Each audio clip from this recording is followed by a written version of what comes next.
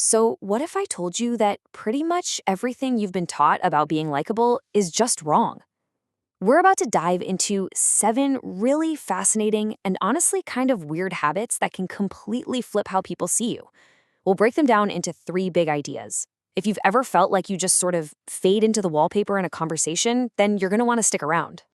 Oof, this quote from the author just captures that gut punch feeling perfectly, doesn't it? That exact moment when you realize the group has moved on and you're on the outside, looking in. It's that feeling of social invisibility. And I think a lot of us know exactly what that feels like.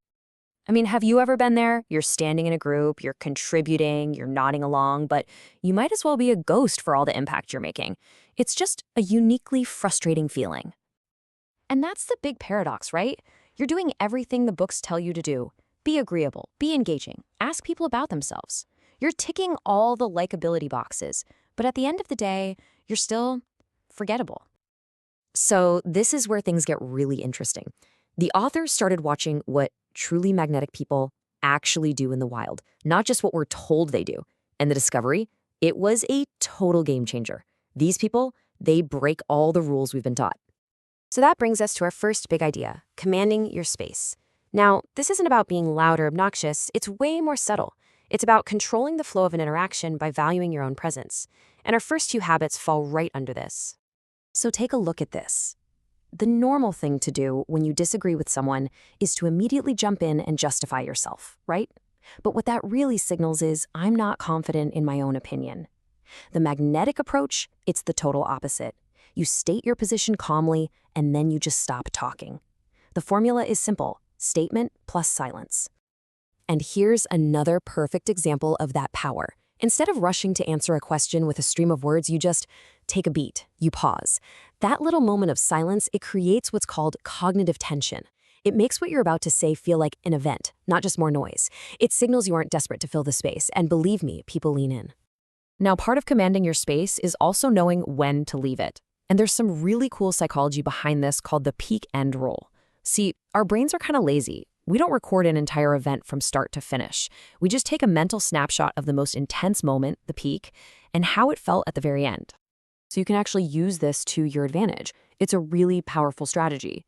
To leave a great lasting impression, you just have to learn to spot that peak energy moment in a conversation. You know, when everyone's laughing and engaged. Then you find a warm, clear way to exit before that energy starts to dip. You end the interaction first. That way, you control the final positive memory they have of you. All right, our second pillar is all about projecting inner confidence. And again, this is so counterintuitive. It's not about being braggy or puffing out your chest. It's about the quiet, subtle habits that broadcast self-worth without you having to say a single word. This email example is just perfect. Look at the one on the left. It's full of all this apologetic language, sorry to bother you, no worries if not. It basically screams, my needs are a huge inconvenience. But the direct request on the right, it's clear, it's respectful, and it assumes your needs are valid. That isn't being arrogant, that's just self-respect. Oh, this next one is so subtle, but it's incredibly powerful. Think about it. When you get really great news, the temptation is to get super excited, right?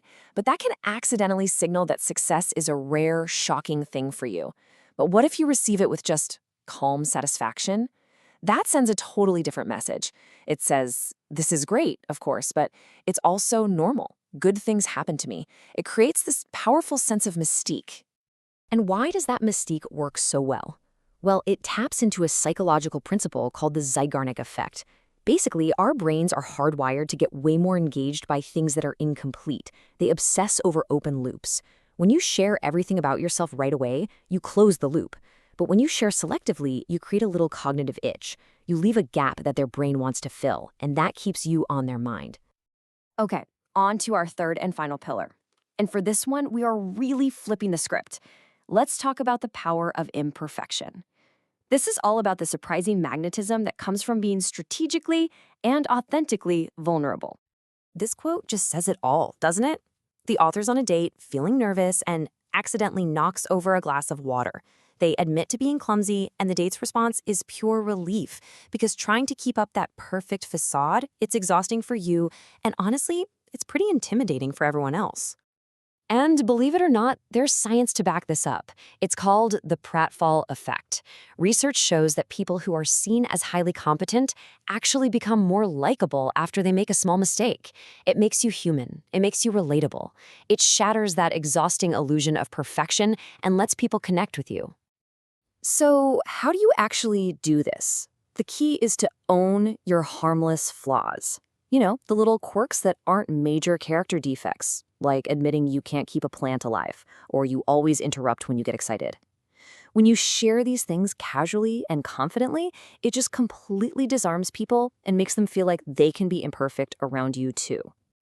So, we've gone through commanding your space, projecting confidence, and embracing your imperfections. But what's the real secret? What's the one thread that ties all of this together and makes it all work? And here it is. This is the absolute core of it all.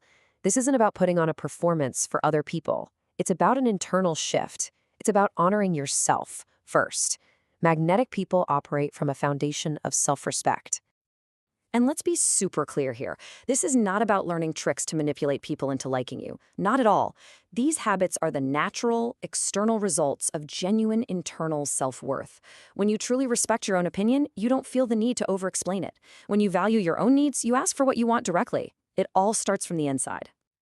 So, you want to try this out for yourself? Here's a super simple, low-stakes 3-day challenge. Think of it as a small experiment, each day, just to see how it feels. Day 1, just disagree with someone once, respectfully, without explaining why. Day 2, pause for just 3 seconds before you answer a question. And Day 3, end one conversation while the energy is still high. Just see what happens. And I want to leave you with this one final, powerful question to just kind of chew on. After everything we've talked about today, what do you think would fundamentally change, not just in your conversations, but in your life, if you stopped making being liked your goal and started making honoring yourself the priority instead?